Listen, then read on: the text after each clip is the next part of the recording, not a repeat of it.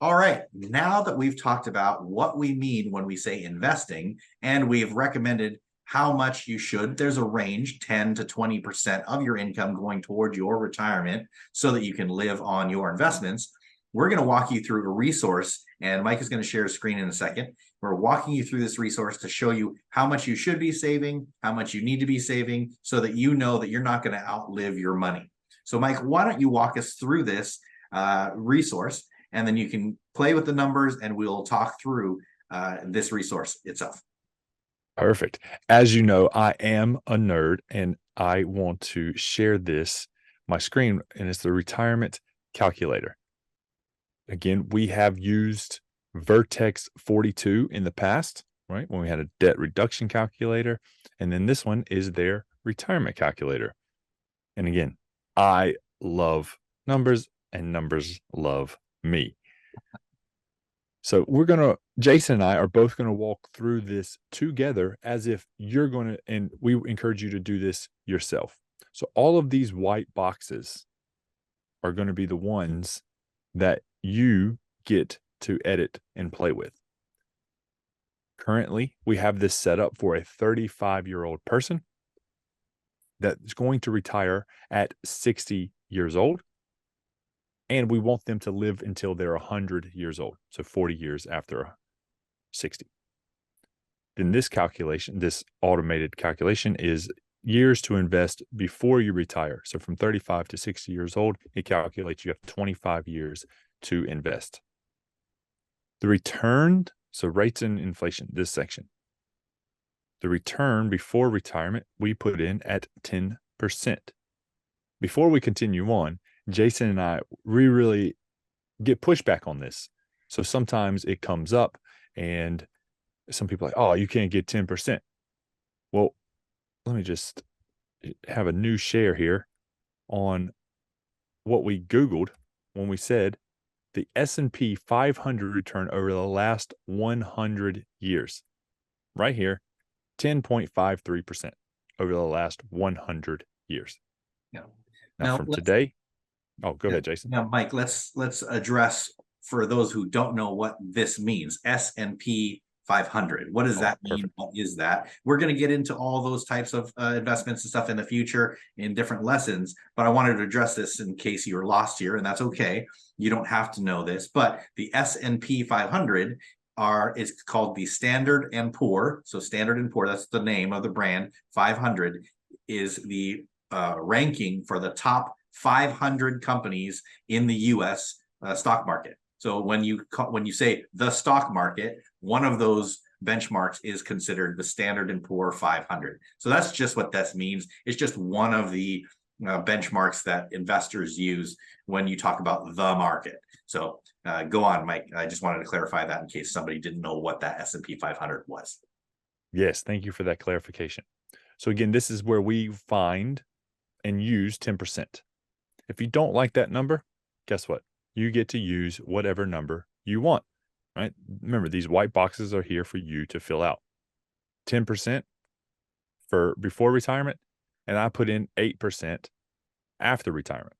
Me personally, I like to do my numbers consistently. I don't know. I'm not in my 60s yet, but I don't think that I do not plan to change the way I invest as I get older, because I do want to live until I'm 120, maybe more. The more I learn, I want to continue to learn. And I don't want my money to outlive me, right? I don't want to outlive my money. And we're going to get to those details in a second. Annual inflation, 3%. Again, use the number that you feel comfortable with. And your current salary. So your current salary may be 60, it may be lower, it may be higher. I don't know. You have to do this number for yourself. An annual increase in salary, 2%. Now, current savings. We just talked about in previous lesson, we want you to invest at least 10%, but no more than 20%. So I made this a 10% return. And we're going to go through this in multiple scenarios and change the numbers just in case you're not 35 years old. Or if you are younger than 35, we want to show you the cost of waiting, right? This is what this calculator is really good for, making it visual to realize what you could be missing out on. And then if you are an employee, you could have an employer match. Maybe you do have 100% match up to 3% of what your contribution is. Then again, these gray bits or the green bits, this colored, that's not white. These are the numbers that are calculated for you.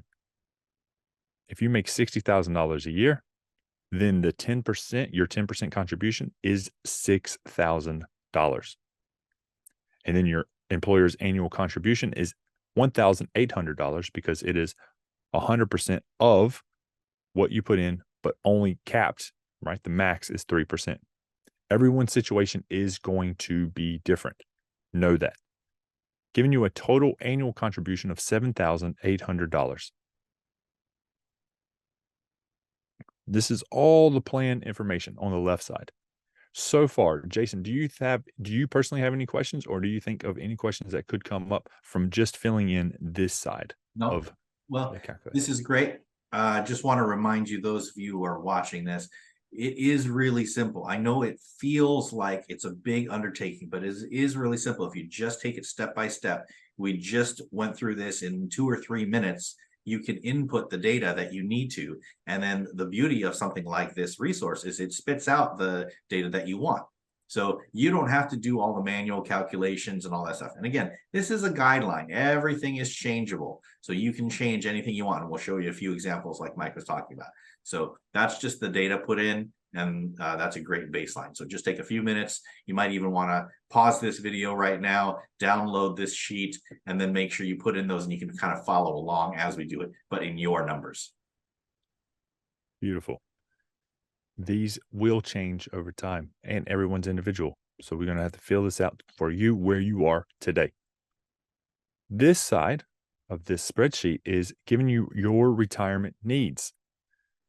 So if you make $60,000 a year, you're going to have the conversation of, what do you want your life to be? Do you want to continue to live on that $60,000? Right? In today's dollars, don't worry about inflation. The calculations do it for inflation, because the calculations will do that for you. So in today's dollar, would you want to retire on the 60,000? Or do you want more? Do you want to live on 80? Or have you gotten to a place where you don't have any debt? You don't even have a mortgage payment, and you get to do, your kids are grown and gone. You have the capability of living on 40,000, right? Just change those numbers and it will continue to change over automatically. So for this person, if they did want $60,000, inflation adjusted salary in retirement would make it $125,000, right? To be able to purchase the same things that we purchased today for 60. And then they're saying, the calculator is letting you know that 100% of the retirement needs are $2.3 million. Now that may seem like a lot, but just wait and you'll see how close and how far you are by continuing to play with this calculator. So your current retirement savings, you may have zero. You may have $20,000, just like this example. You may already have $200,000, right? Everyone is going to be different. But this number will change on how much it will become and how much your needs are needed from today until you plan to retire. In this example, Jason, you have something to say? Yeah, I wanted to interject here. If you have a retirement plan at work, for example, this is what Mike is talking about. If you've already contributed to this over the time that you've been working and you've saved up 10 or 20 or 50 or 100 or $200,000, what we want you to do is make sure you talk to your investment professional at work through the 401k program, or if you have another investment professional that you're working with, make sure you talk to them to ensure that this amount is actually invested. Now, we've run into clients and friends and people who have money in their 401k, for example, but it's sitting there in cash. They've never actually invested the money. And that's the number one reason that people don't have enough money in retirement, is that they don't have their money working for them, even if it's sitting inside of their retirement account. So just double check to make sure it is invested, and then get their professional opinion on how you should be investing all of your dollars going into it, so that you actually have your money working for you, not just sitting there like it's in a piggy bank. So that's a really key piece of information, because a lot of people do. They have a bunch of cash sitting in their 401k, and they wonder why their money's not growing. Correct. And then this is going to tell you your value of your current savings in retirement. So that 20 grand over the 25 years until you retire is 216,000. And then the value of your current contributions is going to be nearly $900,000 if everything stays the same. Now, other retirement income. This could be a rental income, or in our case, Jason and I decided to include Social Security here in the US. So let's say that at 65, you decide to take Social Security, and that annual amount is $12,000 with an annual increase of 2.8%. Right. So this is just only one type of other income. You can change this to include Social Security plus rental income plus side hustles, any other business things that we have talked about. And after we get through this spreadsheet, Jason and I have other tips to be able to for you to take home. And then this one is saying that the value of this at retirement is $140,000. And then here is other assets. So think about lump sum pensions or sellable real estate. Let's say that you have a house and now, again, your kids are grown and gone and you don't need this house to be so big. You decided to downsize and you would put that value there, right? The difference in selling one house and going to a smaller place, you may come out ahead 200 or 400 or maybe even $1 million, depending on where you live in the world. With all of this filled in, all these white boxes filled in, this box, the shortfall at retirement, will give us our results. Shortfall is $1 million. So this person is going to be short $1 million, causing them their money to run out years early.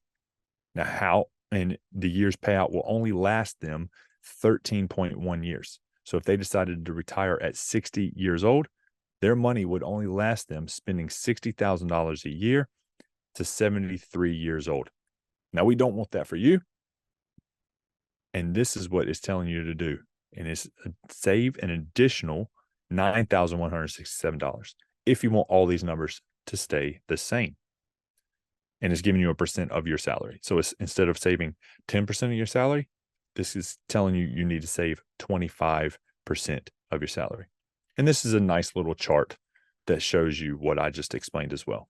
So the goal of this 25% to make it to 100 years old, and your current savings at 10% will reduce and go only to 73 years old.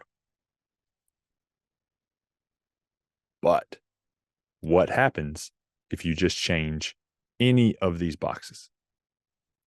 One of the things that we really want to focus on is the cost of waiting. So you may not be 35. I understand. But today you're today's years old. So if it can be 10 years earlier of any number that we put in here.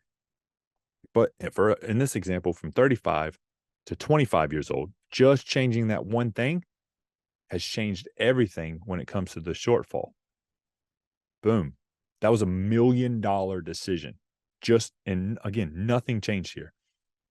By starting 10 years earlier, it became $1 million decision, because now you're not a shortfall anymore. You actually have $147,000 left over when you pass at 100 years old. And you can see that here in this chart. Remember the goal?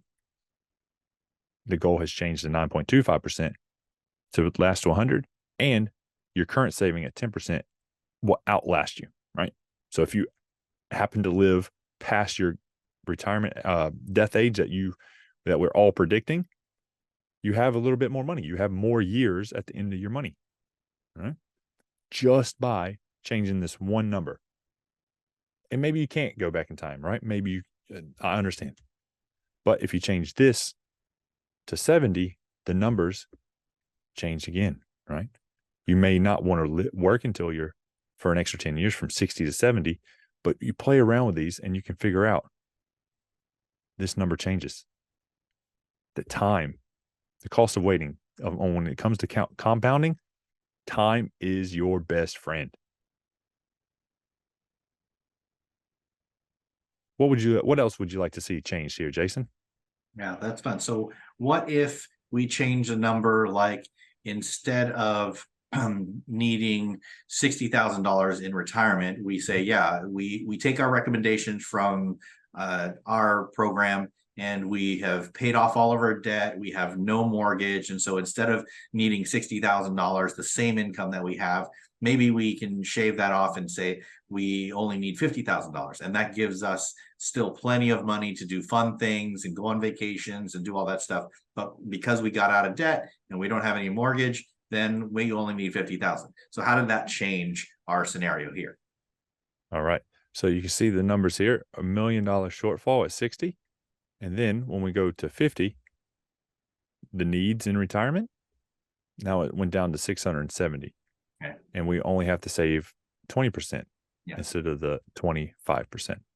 So that altered it. It didn't alter it all that much because all we did was shave off about $10,000 per year. And but you can see significant changes will significantly impact this plan. Correct. And again, your saving retirement may be more. It could be less, but it's probably more. And you may not be 35, right? These numbers are as specific. That's why it's called personal finance. Yeah, and the other thing to note, I mean, Mike has intimated this several times. You might not be 35. You might not even be 45. You might be in your 50s. Or you might even be like, I want to retire very soon. I'm maybe in my late 50s or early 60s. What do you do? Right? Because a lot of times when we pass that 50-year-old mark, we start thinking about retirement. And now we don't have enough time to save small portions of money toward our retirement. We need to save gigantic portions in order to reach this. How in the world do we reach $2 million when we only have about 10 years to invest?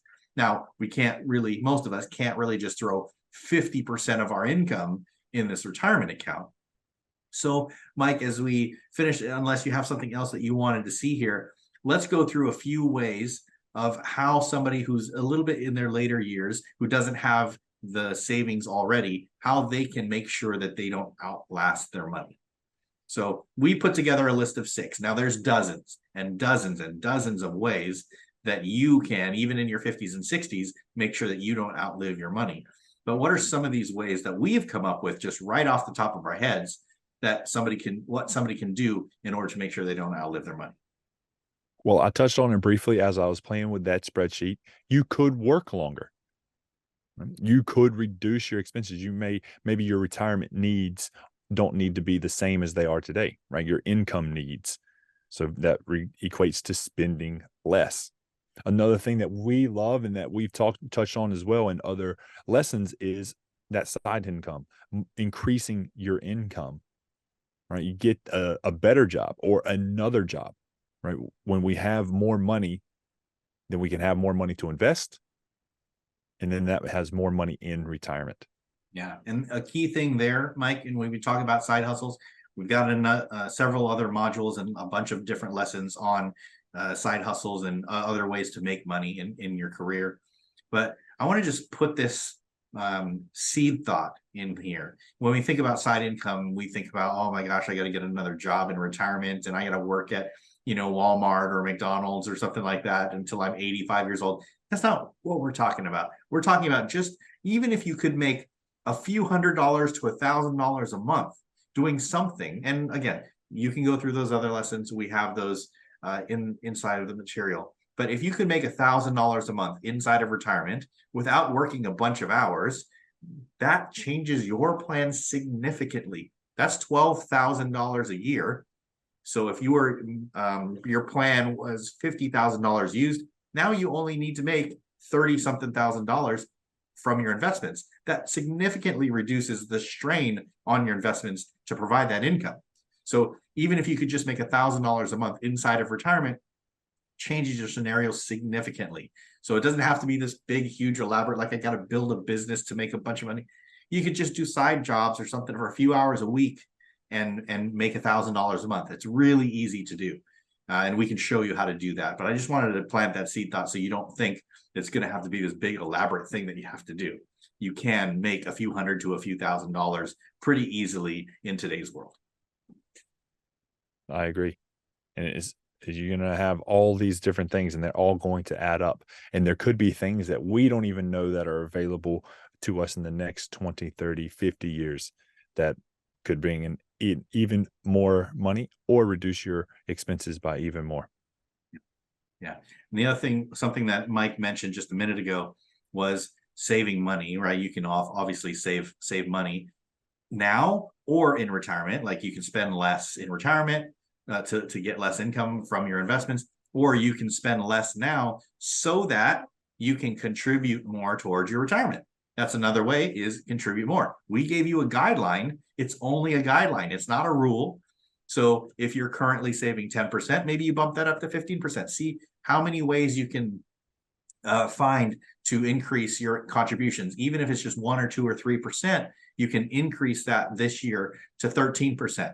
And then maybe next year you find some better ways to be more efficient with your money. You increase that to 15%. And then maybe 2 years down the road, you get a raise and that increases your contributions. Always be looking toward, if your numbers don't match up, always be looking toward what can I do to be more efficient so that I can increase my contributions to get on track with what your numbers are talking about. So increasing your contributions is another one. And then we've got one last one for you. Mike, what's that last idea that we came up with before you come up with all these other dozens on your own? And are you referring to downsizing? Yeah. Yeah. So downsizing, again, if you're, I talked about it when I was talking about the retirement calculator of the kids are grown and gone, and or maybe even you're in a situation where you've become a widow, unfortunately, and you no longer need a 4-bedroom house. Maybe you just need an apartment. You can sell this house and then you go buy an apartment, and now you have a lump sum that you can either live on or invest to create an income. Like, there's so many options out there. There's one thing that Jason did talk about that sparked my nerdiness, and it was something I wanted to share here. And that was around, let's go with my numbers, right? I'm about 35 years old. I'm in my 30s, a retirement at 60, but my retirement savings are more than this. So let's just say $400,000. Right. So this $400,000, if all of these numbers are the same, but I already have $400,000 in here, then my current value of that is going to be 4.3 million. And if you continue to look at this, my shortfall is 3.4 million over what I need today. Therefore, I can choose to no longer invest. Right? I'm in a position personally, I no longer have to invest to hit my retirement goals. Right? My dreams and my visions and my goals. So I can choose to do multiple things. One, well, how much money do you want? Right? You can have more. It allows Elle and I to give more, but it also allows me to not work as much. Right? I'm very fluid. I'm living the life that I want to live. And maybe I don't need to make 60 grand anymore. Maybe I can get away with making $30,000 a year. And I still have $3 million left over. Right? I'm going to continue to live. Right? And here's the chart. Right? I'm on pace to 100, and then that money is just can continue to grow. Right? You may find yourself in that position. Congratulations. I know I did this when I played with this calculator, and it was about 10 years ago when I was kind of doing it. I was like, oh, do I need to be as aggressive saving into retirement? What if I want to spend that money before I'm 60? And it made me think. And then I personally started investing outside of retirement. I invested in the same things. Jason and I will get to those in the next lessons. But you may find yourself that you may not have to be as aggressive that we're talking about. Now, that's not the majority, but I did want to touch on that before we left you today.